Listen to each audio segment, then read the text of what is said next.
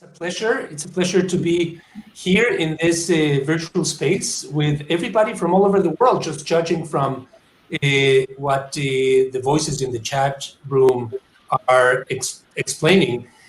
Restless Books is a Brooklyn-based independent nonprofit, passionate about bringing high-quality contemporary literature to the English language readership. In the United States in particular, we feel that we are isolated from the world, and one of the reasons for that isolation is the provincial nature of publishing that spends so little effort, so little in terms of money, so little in terms of time, looking at contemporary literature from different parts of the world. Only 3%, roughly, books published annually in this country are in translation. Embarrassing. Many countries spend much more attention and energy and time to books from around the world. We are all really going through a global moment with COVID. The world as such is being shaken to its core, and we are all experiencing what it means to be awkward and isolated and introspective, but from different lands and from different languages.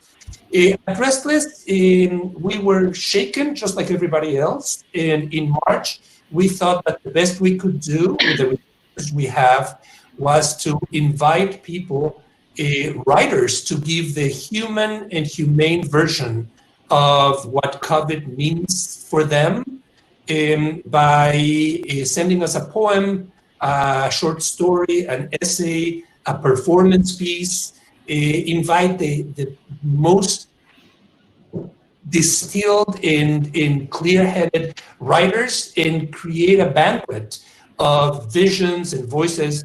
And that's what that anthology is all about. And we came out and saw the stars again is the very last line of Dante's Purgatory, hell. And it seems to us fitting that that is what we're trying to do through literature, and that we're also trying to do through the capacity of reading one another.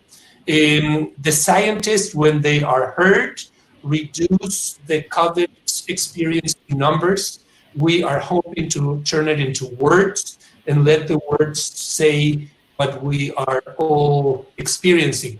I am thrilled to have 4 extraordinary writers. This is truly a global event, and I thank the Center for Fiction for hosting it. We have some of us are in Copenhagen, in Berlin, in Paris, in Lebanon, here in Amherst. The protocol or the structure of the 1 hour that we have together is as follows. I will introduce each of them. I have invited them to reflect briefly for about 5 minutes on their experience, and if it's possible to connect it with the piece that they have in the anthology. Everyone will do this in their own way. And once we finish with the first round, I'm going to use some images, some ideas that were floating and kind of cross-fertilize for one more round of 2-3 minutes, each of them reacting to this dialogue. And then we're going to invite the audience through the chat to ask the panelists questions. I'm going to start with Nadia Christidi.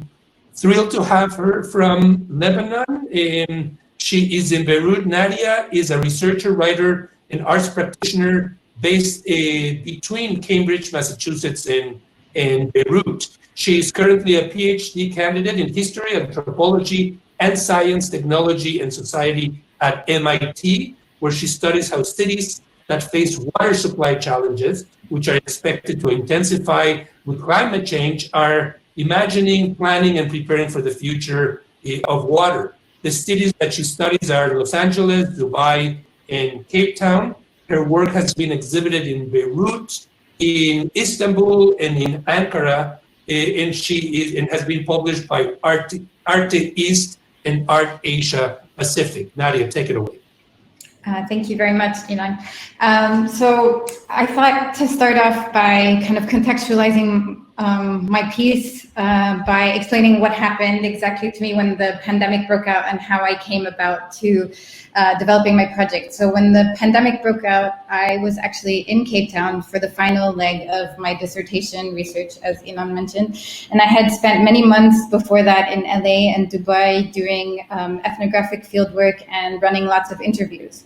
And all of a sudden, I found myself in Beirut, where I am right now, and stuck in my parents' house, which was very strange, and not knowing what to do with myself. I had gone from being like constantly stimulated by meeting new people, going to new places, to feeling isolated, trapped, and feeling like all of my experiences were hyper local and hyper personal somehow.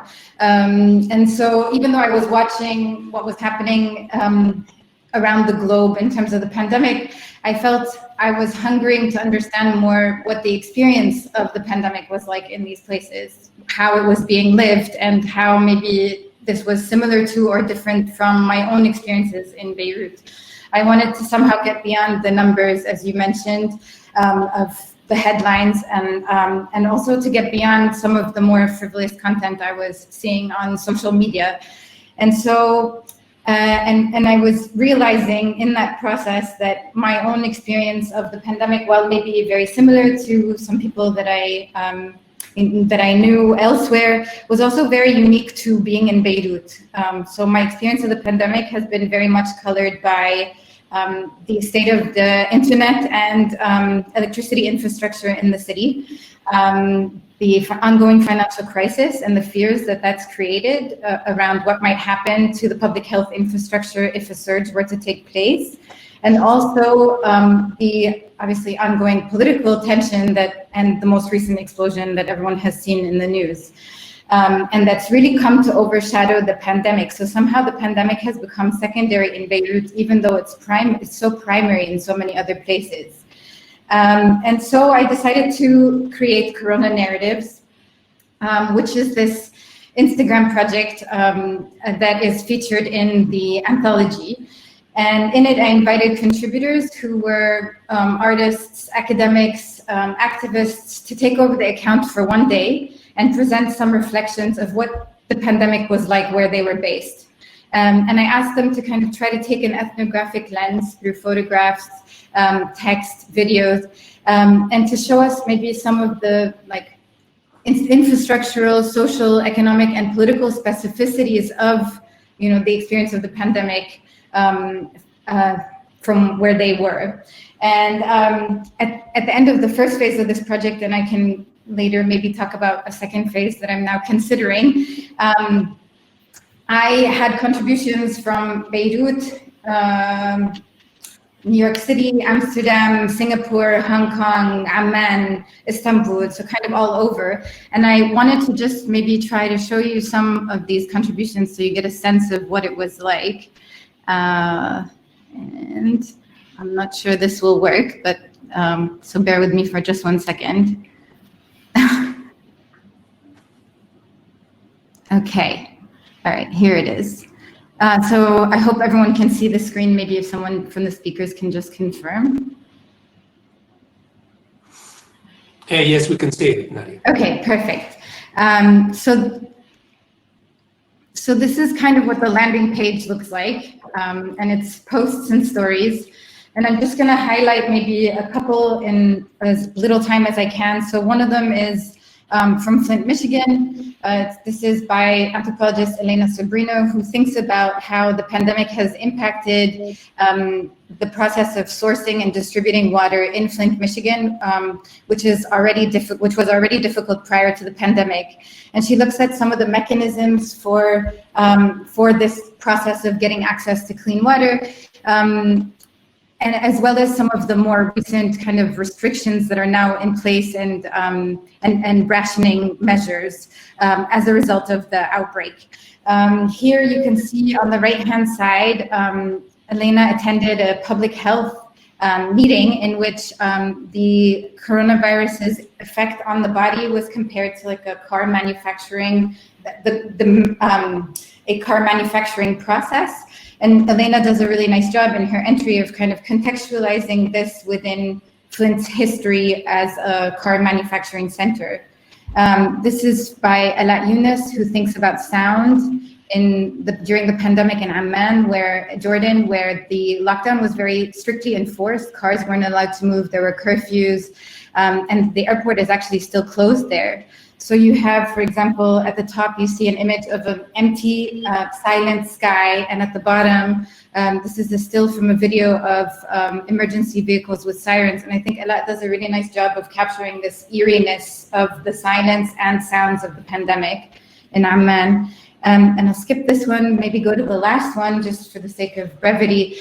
This is a contribution by two siblings in Moscow who, in their contribution, thought about how technology was being used to kind of monitor and control movement in Moscow. And what I really liked in this contribution was that it both presented manifestations of the security state in Russia and elsewhere through, like that already exist, like for example, through CCTV in public spaces, but then it also presented it alongside like speculative visions of what that security state might look like in the future.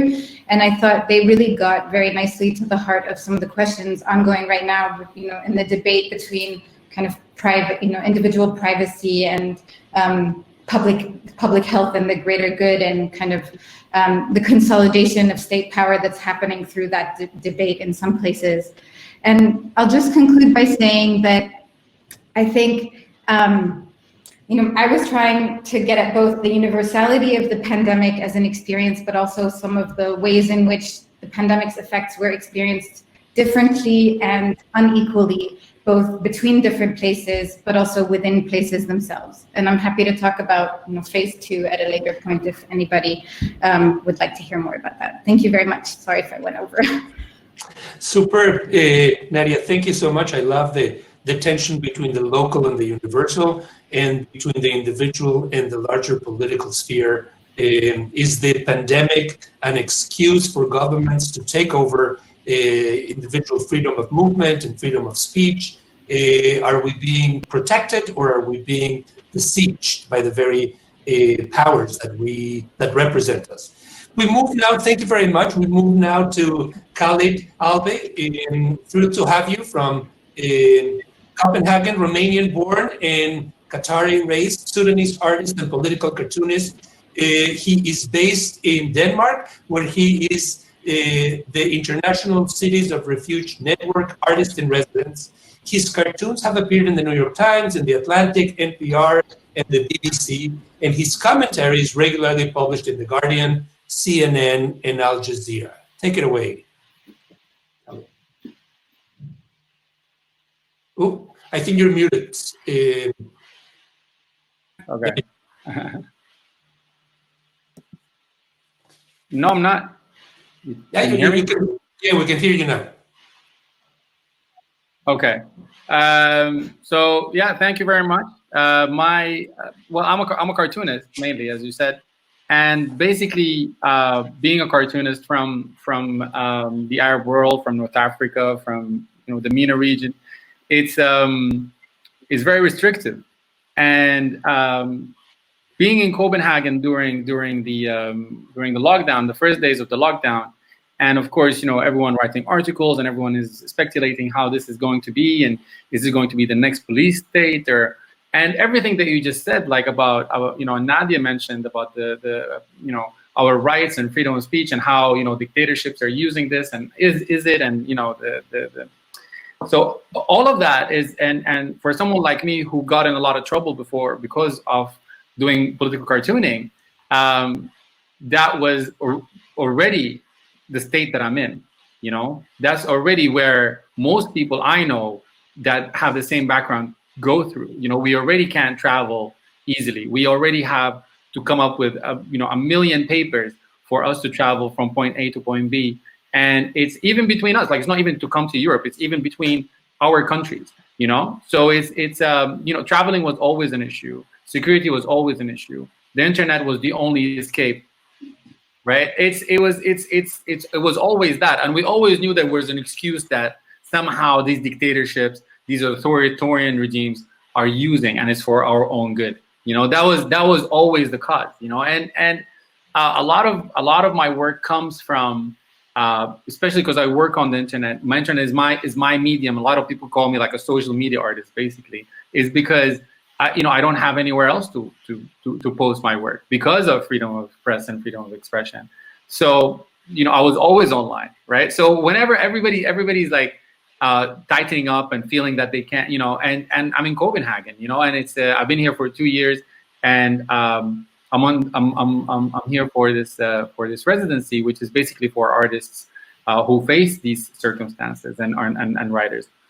So it was very important for me to tell the world that this is already a normal situation. We already live in these situations. There's billions of people that are living under this exact same sea without Corona, before Corona, So this was my main point of writing this, and it was also it's always my main point in my cartoons as well. I work online because I don't have anywhere else to work.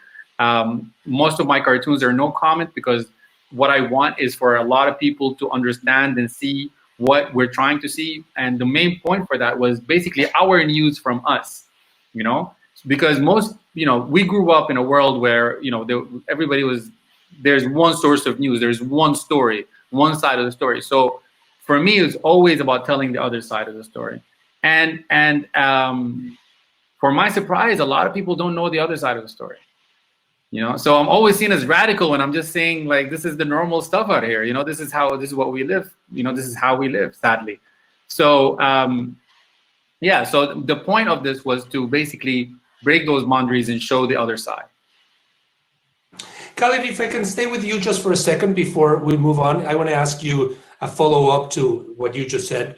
In what way, if the new normal for most people is the old normal for you, in what way do you think that the experience that most people are going through right now will change you as an artist, and will change the vision that other people have of you and people in your circumstance and condition from now on?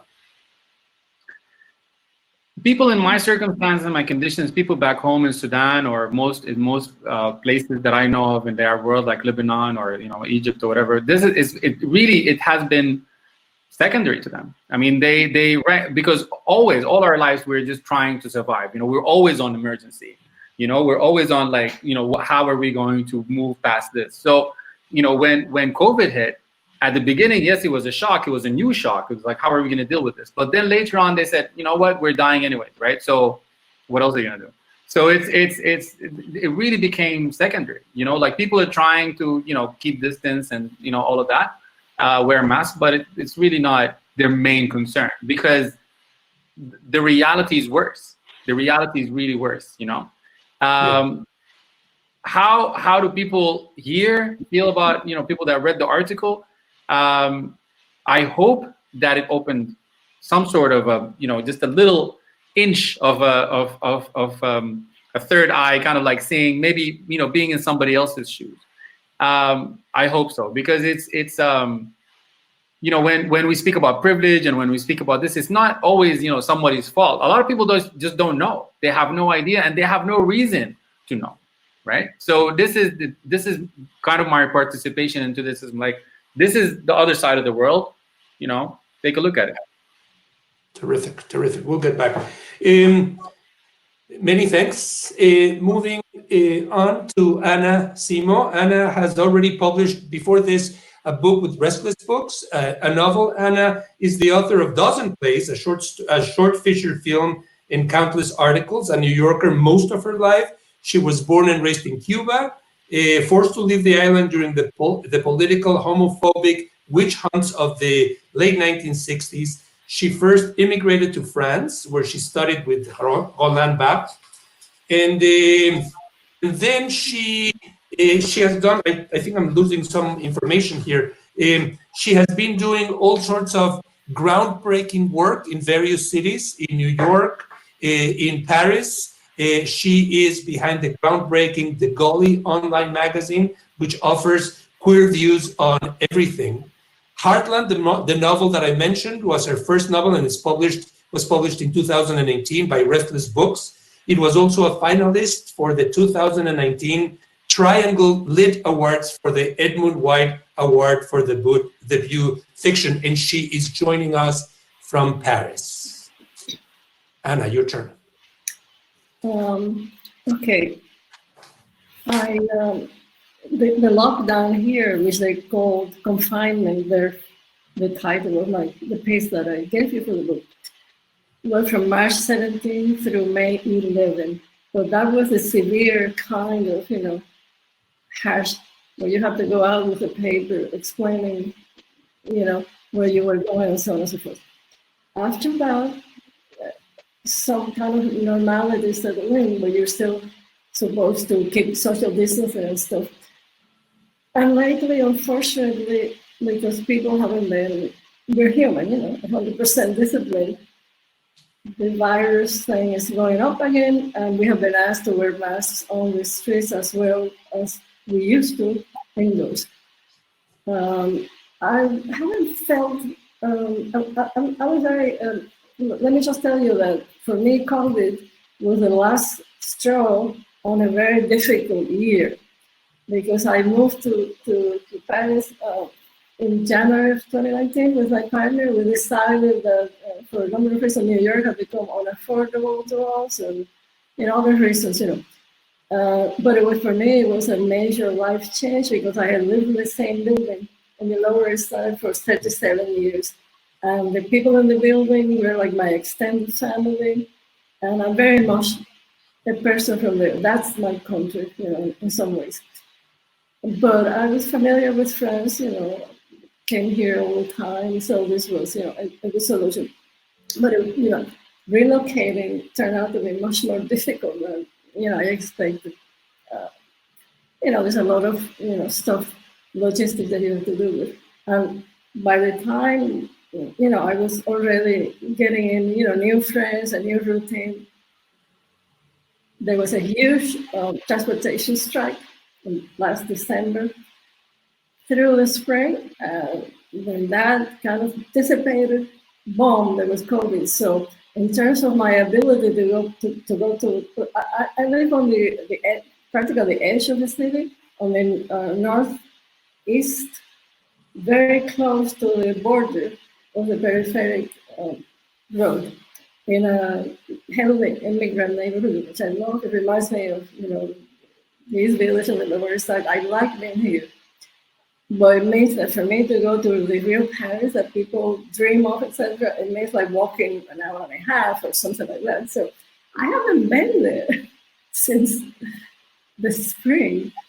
And that's okay, because I've made a lot of new friends in the neighborhood. But again, we cannot meet because it's very hard to meet. So, that's a personal thing. It's not a political thing.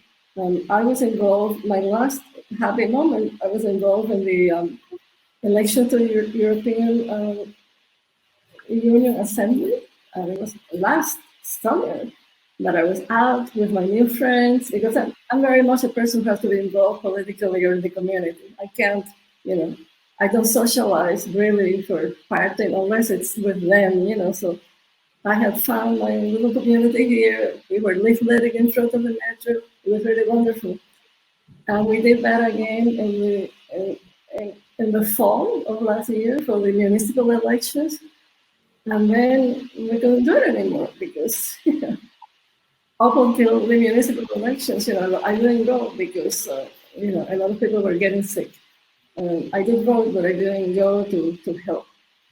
So I don't think it hasn't had an impact on me in terms of being devastated, because I have been in my lifetime through really, really, very big upheavals since I was a child in Cuba. Our hometown was bombed when I was like 10.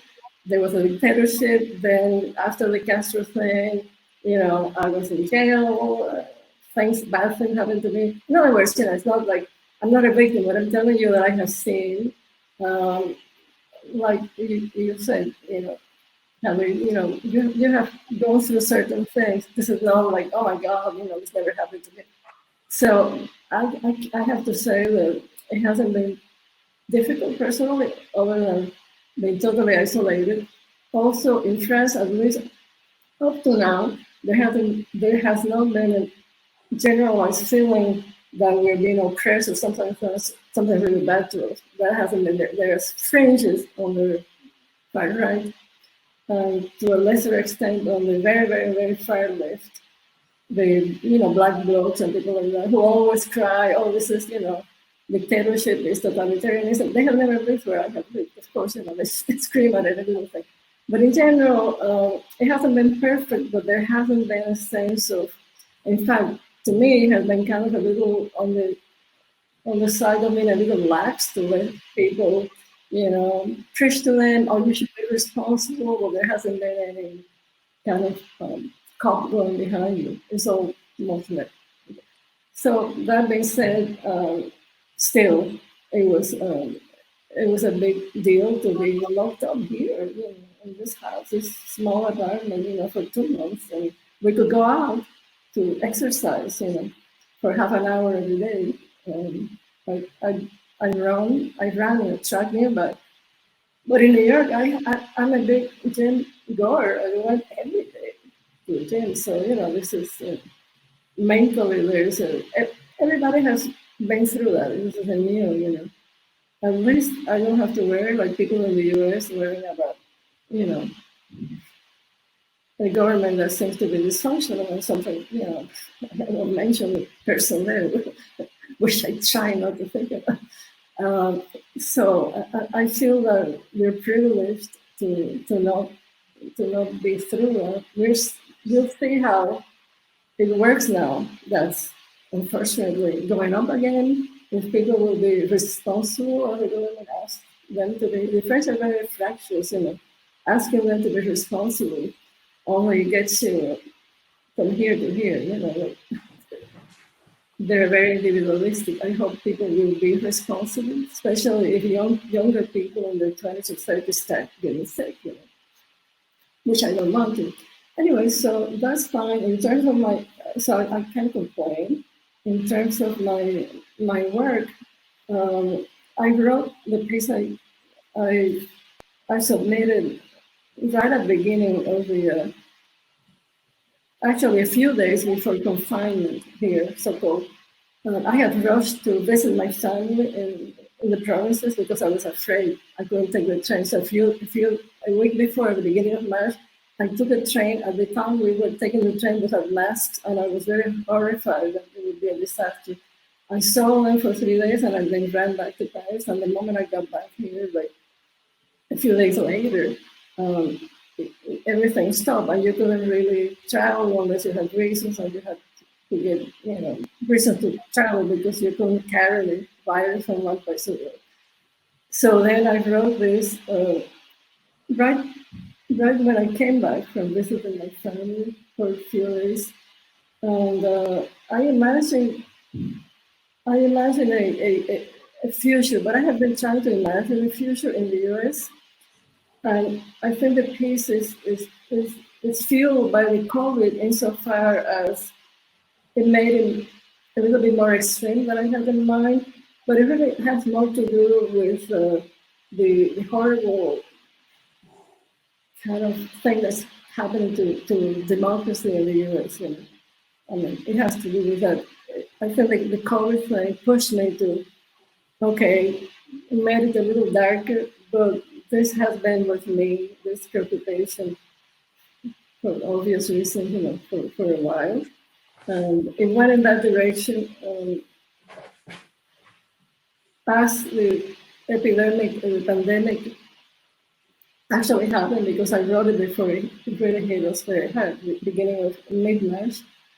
I realized that future that I imagine may not be the future, because it doesn't have any disease or anything. So I was kind of perplexed about that. What am I going to do? I had imagined something, and what's happening is something else. And a friend told me, "Oh, don't worry about what happened, because then you will change your thing." So I wrote like 50 pages of that, And then I decided to put that aside because I couldn't, I couldn't extricate myself from the idea that this was happening. And I was writing something that had nothing to do with a disease, except that it was a disease of a totalitarian society.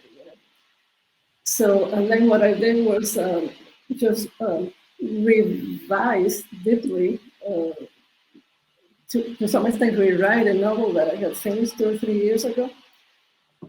That absolutely didn't have nothing to do with COVID, but it had to do something along with my country of birth, Cuba and Haiti, and it's happening at the end of the 19th century. Because being here in this house and in Paris made me think of my past. I started thinking about when I was here the first time, my first exile, and also, so it's taken me. And one curious thing is that almost every night I wake up in the morning and I remember that I had a dream. And I have to say that has not happened to me like in decades. In New York, I never remember I had a dream. And someone told me, "Oh, yeah, well, everybody dreams. You don't remember, but you must have." And I said, "Am I normal? I don't remember." Yeah. Anyway, so one last thing, I was happy because I used to have nightmares about not being able to flee from Cuba for 10 years after I came to France and New York. I had them once a month, and I'm not the only one. A lot of Cuban Americans of my generation or the one after will tell you they had the same repetitive nightmare. And one of my favorites that I share with tens of thousands of them is like, for some bizarre reason, we went back. And in the Havana airport, when I went back, we realized, why am I here? Why am I here? Since it took me 2.5 years after jail and other things to get out of here, and now I won't be able to get out. And the funny thing is that for many years, decades, that I was the only person who had that ridiculous nightmare. And then I read or somewhere that people who were like 30 something had the nightmare. Anyway, that's all I have to say. Thank you.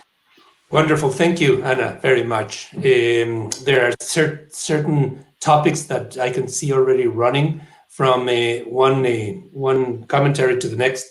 Let me go to Majid Abu Salama, born and raised in Jabalia, in the Jabalia refugee camp in Gaza. Majid is an award-winning journalist, scholar, and human rights activist. His articles are regularly featured in Middle East Eye, Mandowi's, Deutsche Welle, Babel, and Al Jazeera, among others.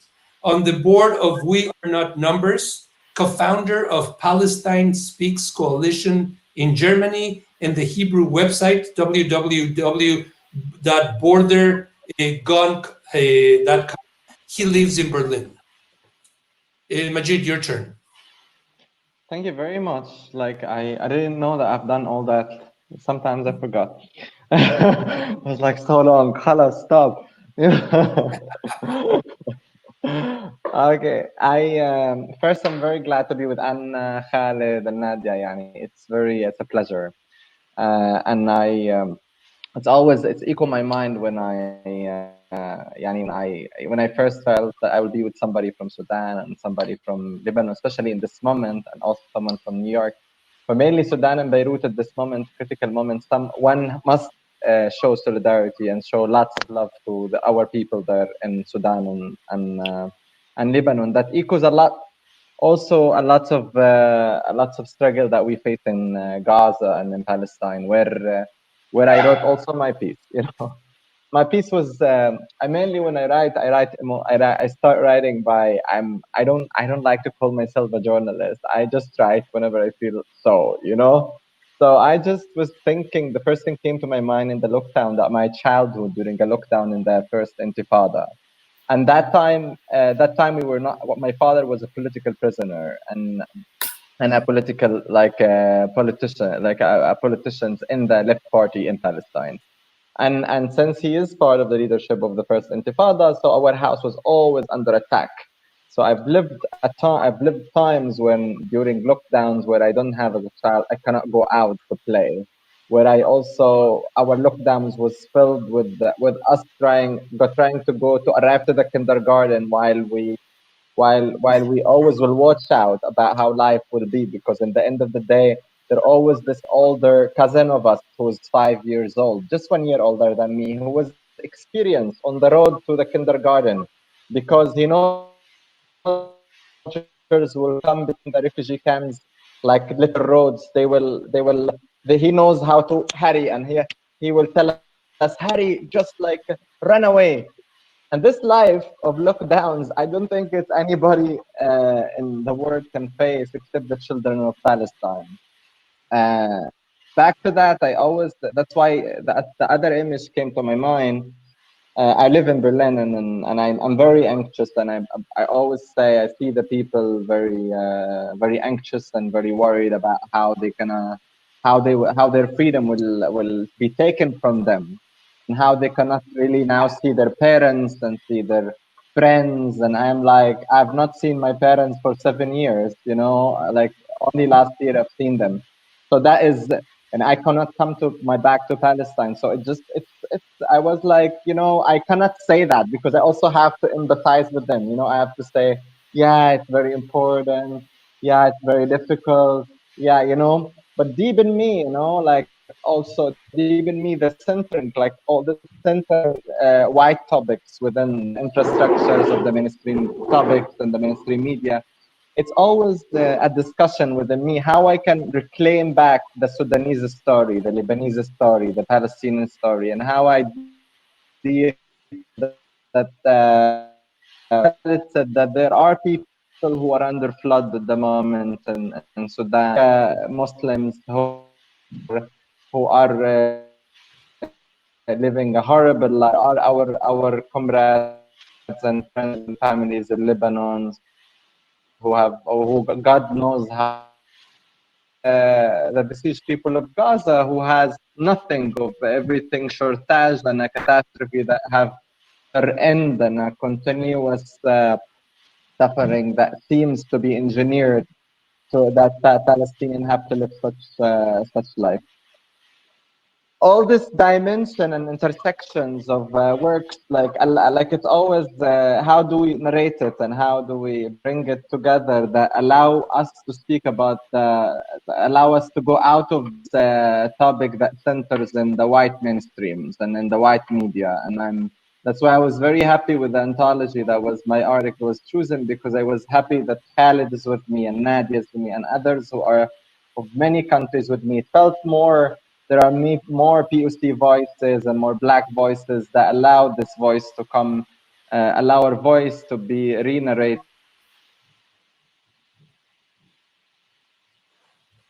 and I think we might have lost Majid.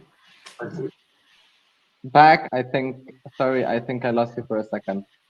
So, and it's always, I do think this kind of, for me, I've been in quarantine. I just left quarantine today.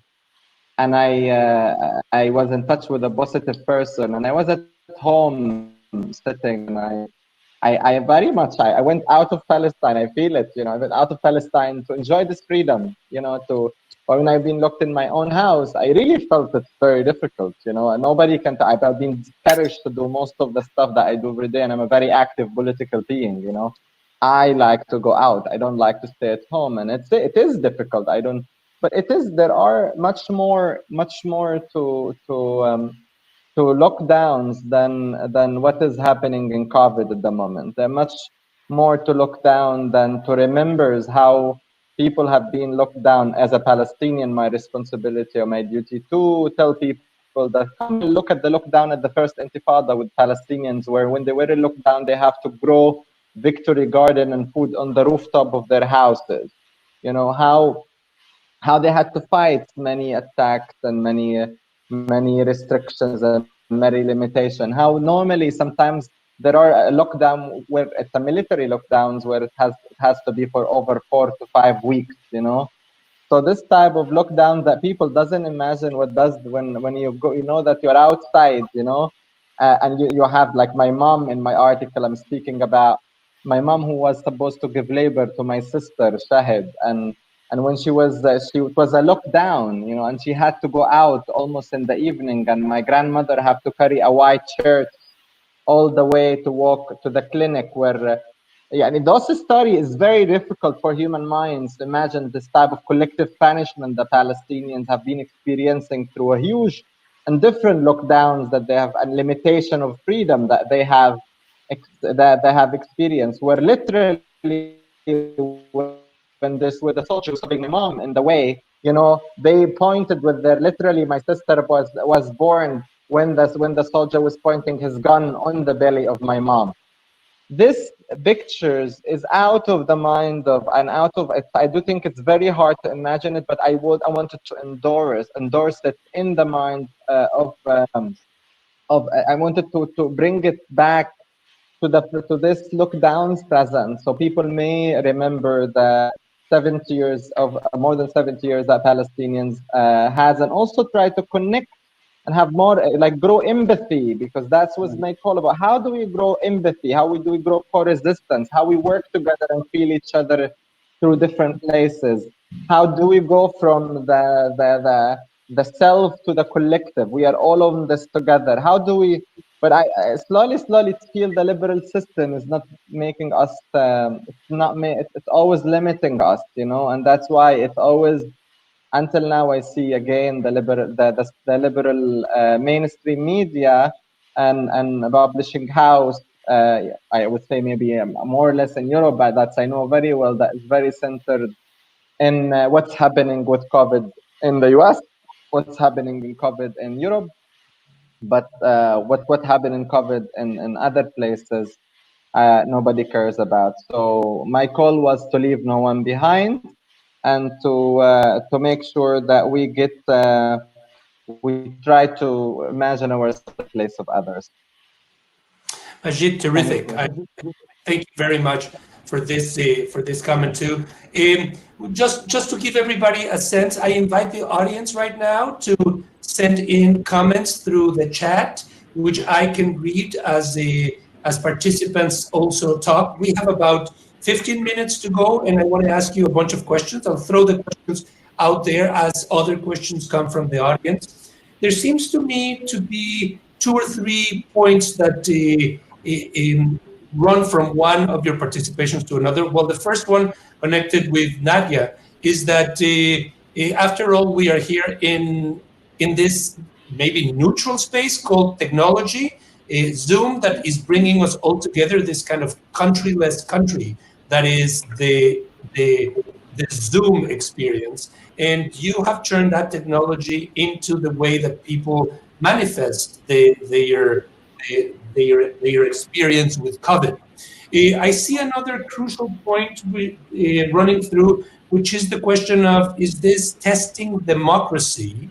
This is something that Anna and Khalid presented. Is this testing democracy in a way that we have seen already tested, or are we reaching a certain point where the COVID pandemic is allowing us to either see things that make democracy more fractured, more fragile, more shaky, or maybe it is also helping us see how we need to fight for democracy in these times of nationalism and populism. And based on Khalid and Majid's comments, it's very clear that the pandemic is culturally and linguistically defined. It is perceived in Europe, in the United States, in one particular way or in a series of ways, whereas in the Arab world, in Africa, in Latin America, in other regions of the world, often forgotten, often presented as less worthy. The experience has already been lived with the intifadas, with the restriction of individual freedom. Is this a window that enables us to go back to what we see globally and open our eyes to other cultures? Now, the fatalist in me says nothing will change. COVID is just one more event in human history. It will bring us back exactly to where we were. My question to you is, given the cataclysmic size of it, is COVID going to transform us in any way? any way you want to take this different topics, please feel free to do so. Nadia, you want to go first? Sure. I mean, okay, so I might actually remove COVID and put 2020 in there instead and think about, is 2020 going to be a pivotal moment? The positive, optimistic person in me, at least at the beginning of the year, thought that there's something happening. And I mean, you saw it in 2019, there were mobilizations in, Beirut, Iraq, Hong Kong, like Sudan, and there's been mobilizations in general over the last like 10 years in the region. And just generally, I mean, it's, you're seeing it in Chile, everywhere, basically. And I think that there is a kind of common denominator in some of these, and that is that the current economic system and inequalities are untenable. I don't know what that's going to mean, but I do feel like there's a momentum and there's a general dissatisfaction. And I think even in some of the coverage of the protests happening, for example, in the US and of the COVID crisis there has been more attention than there has been in the past to inequalities within the experience of the crisis. So I'm hoping, very optimistically, at least like before the explosion, I thought somehow that maybe this was going to be enough. This was going to be like some kind of breaking moment where things would change. I think like maybe post the explosion, some of my feelings have changed, and I think I have much darker visions of the future than I did before. And I think like it was really interesting. Somebody was talking about imaginations, and like I think one of the things that COVID has done, it has changed my imagination, or like 2020 has done, has been to change my imagination of what's to come. And while I maybe thought like that, maybe like subscribed in part to some kind of maybe techno optimism, like against my better judgment, I don't know, somehow I don't see the world progressing in that direction so much anymore, if that makes sense. Yeah.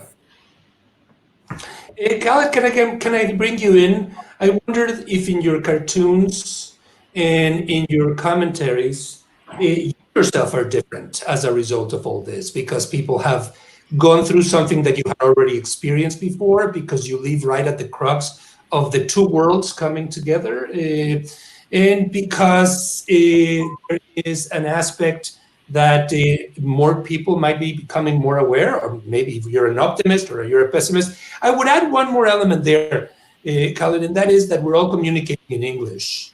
And that is a beautiful thing, but it's also a tarnished thing. The experience is being narrated in English now by us, and the media narrates it for the large part in English too, in many, many ways. And I wonder if there is some reflection from you as a writer and also an illustrator or a cartoonist about language as a filter through which this type of pain is experienced. I mean, language for me was always one more border that I have to cross, because like growing up, I was fortunate enough to go to an English school, and I spoke in. Yeah. Can you hear me? Yes. Okay. So it's I was fortunate enough to speak in English and stuff like that.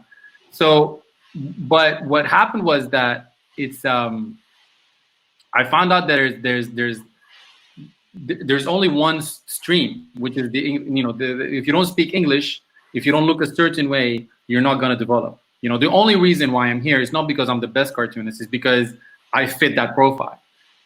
So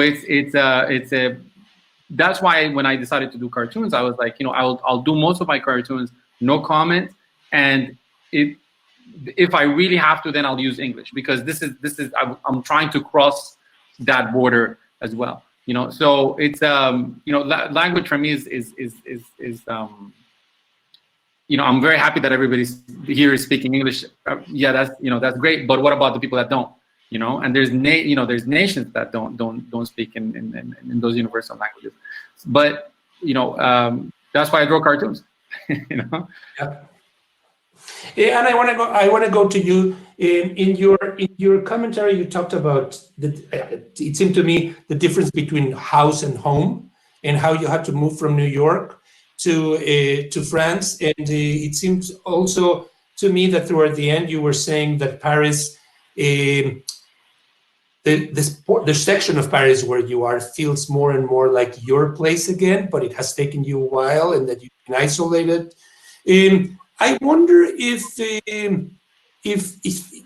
we have been forced globally to turn our homes into prisons. You have experienced prisons in a variety of ways. You have been in prison. I wonder if the concept of home is different now for you.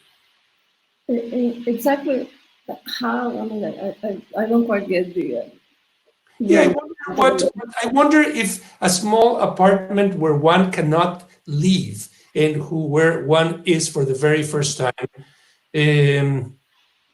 feels like a prison. I don't think you have seen prisons where I come from. No, I mean, this is a perfectly, it's small, but it's a perfectly fine apartment. No, it doesn't feel like a prison. No one is going to send me to jail if I go out without a mask. So no, not at all. I don't think I feel that here. Anything can happen anytime. So I don't have a crystal ball. But no, it doesn't feel like a prison at all. Yeah. The other question that you were asking before to Khalid, or to Daniel, if this is a pivotal moment where things will change. I think it's a very important moment, and all pandemics in the past historically have been turning points. So I imagine that this could be, but in which direction it should go, I have absolutely no idea. It could go either way. I follow because, I am, and we all with you in New York, the situation in the US very closely, and it's a source of extraordinary anxiety, and you live there. So I'm not insulated from that. And seeing from here, it looks totally catastrophic, not only for the US, but for the rest of the world. So we'll see what happens in November. In a way, I wish I was there in case you have to take to the streets and do something about this, because, this can't go on. Yeah. Gracias, Ana. And Majid, I'd love to hear from you. Is this a cathartic moment for humankind? That question that I asked before. I think part of your answer, I already see what you said in your first discussion. But do you want to pick it from there? I'm optimistic, and but I have a nightmare every day since this COVID coming. So I'm seeing all this kind of humanitarian catastrophes around the world, and I'm like, oh my God, this is it's more nightmare than I thought. And I look at India, 160 million people lost their job. They don't have the system we have. Look at Lebanon, and I'm really angry. And I look at Sudan, and 3 million people are out in the streets because of the flood. I look at Rohingya, it's horrible there. I look at many places where it's in the global south that it's like forgotten, and stories which is untold, and we are a few people that try to tell the stories. And many others, they are busy doing their own thing, trying to survive, also being among in white Western worlds and in those liberal democracies that is demanding so much. I see very much also here that also it's going not in the directions where people start to become more empathetic about freedom. I think people tend to normalize things, and just get used to things, and I thought it's gonna be a reflection, but I was naive, and I clearly can say it. I thought my hopeful me was very oh nice, people are start thinking about each other. Sometimes, I'm not that naive most of the time. I'm very critical of those around me, but I was trying to give them a chance, but it turned out no. And I see how the anti-corona people, we have a big anti-corona demos in Berlin, which was one of the biggest, where over 100,000 people, around 100,000 people was inside it. Most of them now, the COVID is used by the far right and the racist parties to manipulate and indoctrinate their own politics. Also against us, people of colors and Black and immigrants who are fighting in different fronts here.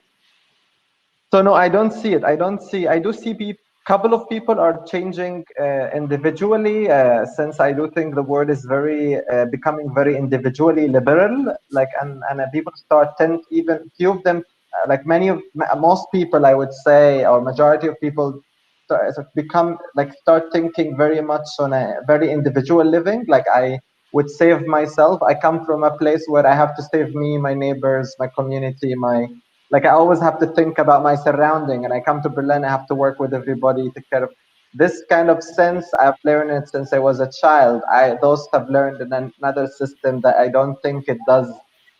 They have done anything. You see it in the question of Moria, like camp right now in Greece, where all this fire have where 30,000 people have been in on fire, and we see it in the refugees crisis in different places. No, I'm really not that optimistic. I'm in the individual living. I hope that some few can learn something through this, but I hope, and that is my optimism. But other than that, I'm sorry to say that I stand with Nadia. Okay. We're reaching the very end. There is one question that I see here, and that is that if the anthology itself could be used as a tool, I would expand it, not only the anthology, but the voices of different writers coming together and different artists, is they being used as a tool or as a mechanism to expand the horizons and to have larger discussions on democracy. But I'd like to invite you to say a few last words about anything that you still want to comment. You want to start, Nadia? Any reaction to something that people have said? Yeah, go ahead. Yeah, I've been thinking about your last question and some of the answers about, 2020 as a pivotal moment. And I guess one of the things I've been thinking about a lot is, there's this idea, and Khalid's piece made me think about this idea of the new normal, the old normal. There's all this talk about normal, and then, we're waiting for things to go back to normal somehow. And I feel like for change to really happen and for this to be a pivotal moment, we need to let go of normalcy somehow. And I think that that's a very uncomfortable position for all of us to be in, and especially people who are able to be in this conversation through, Zoom from all these places around the world who are, in English, etc. So I just think, I don't know, I've been thinking, I guess it's also been a moment for self-reflection about what kinds of, I guess how we need to maybe, what it'll take to stop thinking about things in terms of normal. Which is really important. Terrific. Khalid?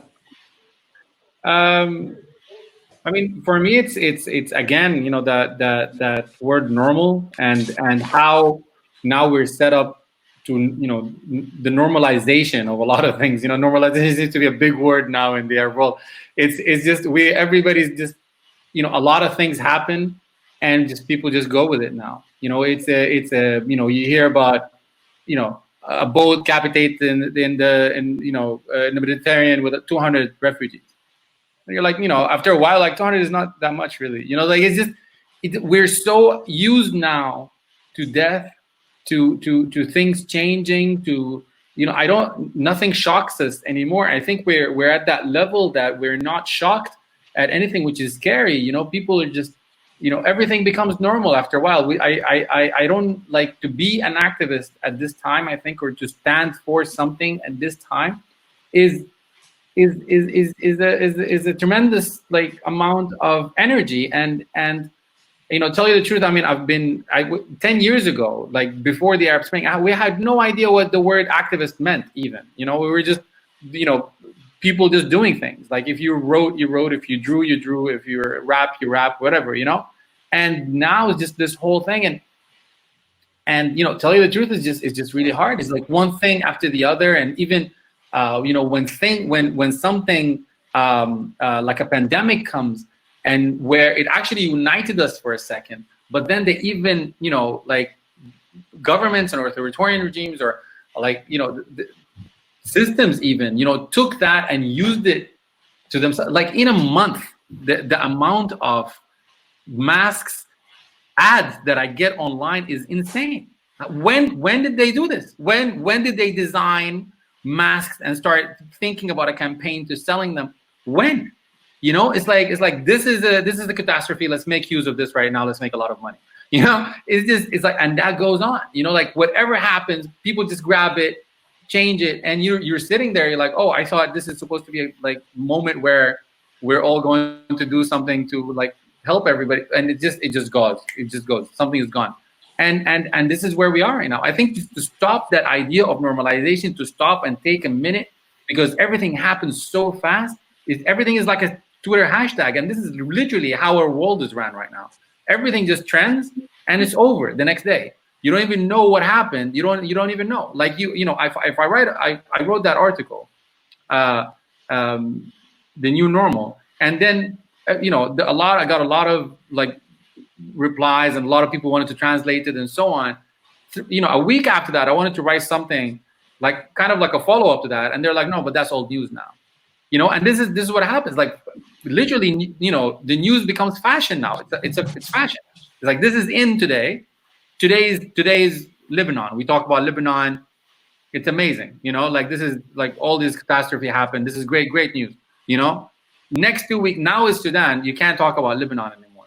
You know, it's Sudan time. Sudan. Everybody talks about Sudan. We're supposed to be happy. You know, like supposed to be sad about Sudan. Put a hashtag Sudan. Change your profile. It's just insane, you know, and everything keeps going. And I don't know how we're going to stop. I don't know how we're going to stop. Social media, the internet is just ongoing, you know, and everything is being monetized as we go. Superb. Anna? I thought that things will go back to the old normal. So there will be a new normal. I have no idea what that will be. And I don't believe that there will be one that will be solely a global new normal. I think it's going to happen country by country. Each country has its circumstances, and then after a process, it might or might not become global or, you know, regional or whatever. Here in the US, everybody knows what's going on there. So I don't think there will be an old normal. Whoever wins, if Trump wins, it will be a new normal that will be hugely different from what we've ever seen before. If the other side wins, it will be somewhat different. Yeah. In France, you already see from the government party that they have evolved into something new, you know. So it's already on track. So I don't think it will be like what they were doing yesterday, because it's already, you know, been planned as different. As to the opposition, I have no idea what they will end up. The only one that's viable is the so-called Green Party. And I say so-called because, unlike Germany, the French Green Party has always been extraordinarily dysfunctional. So I don't know if they will get their act together and what they will propose. And they have to not propose things that have people lose their job, particularly the more modest people. And that's the problem with highly educated people trying to do environmental things. You forget that there's a part of the population that doesn't have your many degrees, that miss a job. So you have to, if they can work this out into their ideology or political program, and they could contribute something useful. Otherwise, they won't. But I mean, I don't really know. But already here you can see that it's not going to be the old. It's already not the old. But it will go further. Great. Last words, Majid?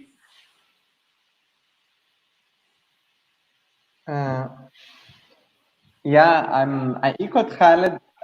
Nadia's like, what is normal? What is abnormal? I've lived in a reality which was always abnormal, thinking that every child around the world lived the same way as I lived, you know? They just run after soldiers, and soldier runs after them.